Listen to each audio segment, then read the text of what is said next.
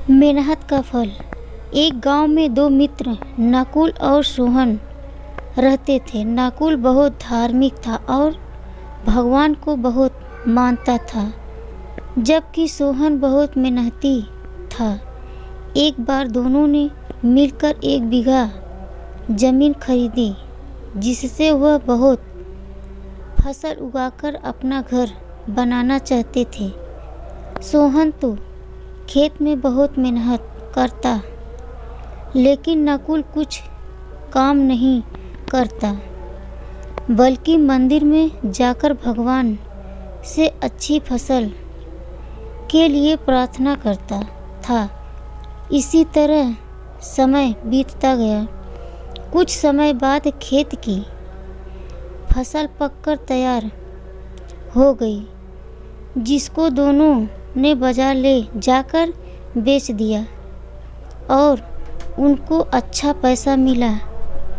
घर आकर सोहन ने नकुल को कहा कि इस धन का ज़्यादा हिस्सा मुझे मिलेगा, क्योंकि मैंने खेत में ज़्यादा मेहनत की है।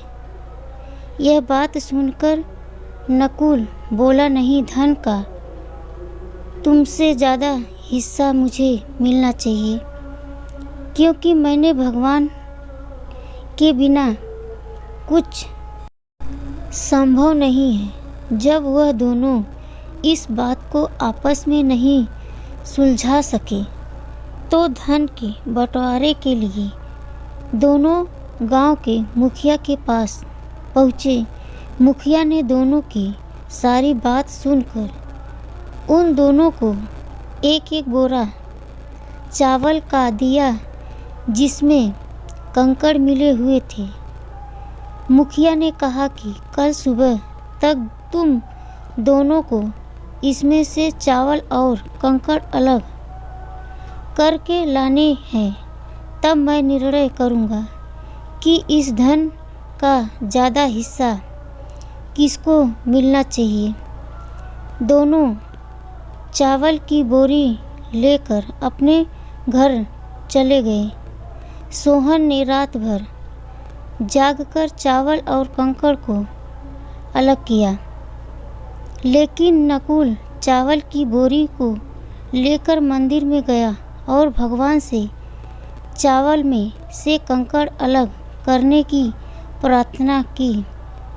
अगले दिन सुबह सोहन जितने चावल और कंकड़ अलग कर सका उसको ले जाकर मुखिया के पास गया, जिसे देखकर मुखिया खुश हुआ।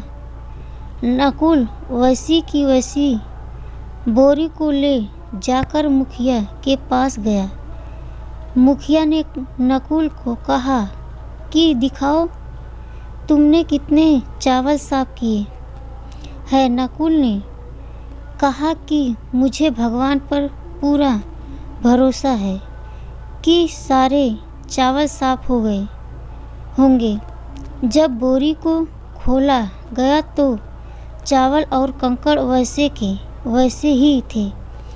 जमींदार ने नकुल को कहा कि भगवान भी तब सहायता करते हैं जब तुम मेहनत करते हो।